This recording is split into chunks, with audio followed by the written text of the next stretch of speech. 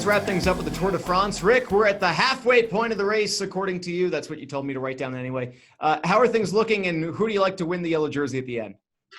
This has been one of the most amazing Tour de France's in recent memory. In fact, first time in 25 years, we've had a different winner each of the first 11 stages. And if we get a different winner today, because we're recording at the time of stage 12, I haven't yet looked to see who won that stage yet. Heading into stage 12, though, Julian Alaphilippe has shocked the world with his just aggressiveness, his fearlessness, and holding the yellow jersey. He's a superstar in France now because of it, because he's a French rider. They're going crazy for him. They're hoping he can hold it for a long time. However, with that said, before the rest day, which was Tuesday, which if Lance Armstrong hates rest days, I hate rest days. With that said, the crosswinds on stage 10 blew apart the race. You had at least four favorites, who lost time because they weren't up at the front before the crosswinds blew apart the peloton, the large group of riders. They all lost at least a minute and a half. What that did was put guys, the favorites, right up at the top. So Alaphilippe's winning, but he's winning because they haven't gotten to the hard mountain stages yet. He's winning because they haven't done the individual time trial, which is tomorrow, yet. And when they do that, Geraint Thomas, my pick to win it all, is one of the best, if not the best, time trialists that we have going on. He'll compete with Wout van Aert and probably Greg Van. I wouldn't even put him in there. Wout van Aert is probably the one guy that can beat Geraint Thomas.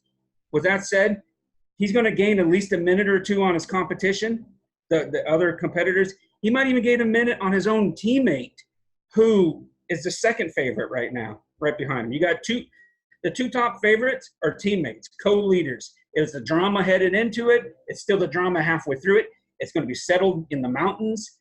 Bernal is an excellent climber, but Geraint Thomas, he won last year. He's a veteran. He's raced this 3 times as many times as Bernal has. This is only Bernal's second time. Bernal has a lot of talent. I've said in a video that we did, he's the future of cycling because he's got just an amazing skill set on the bike. Thomas is in second place. After the time trial tomorrow, he'll probably be in first place. Obviously, I haven't seen today's stage. For all I know, everybody crashed out, and they won't even have a tour for the rest of the 2 weeks that's still going on. I'm taking Geraint Thomas, sticking with that pick. I picked him before it started. He's looking great. He's got the legs. He's got the form. He's got the brain. GT. Have you heard of Simon Yates, Rick? Yes. He won stage 12. Thanks for ruining it for me. I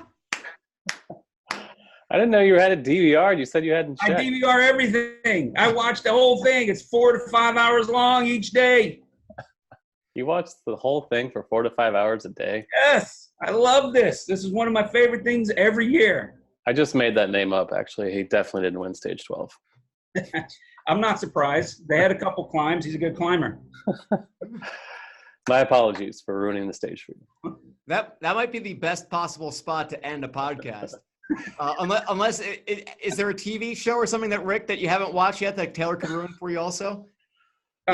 Stranger Things, right? You're up to date? Taylor, did you finish watching Stranger Things? I'm through 6 episodes. Good. Let me tell you what happened to Stranger Things. I hope you enjoyed that segment from the Odds On Favorites podcast. If you did, there's plenty more where that came from.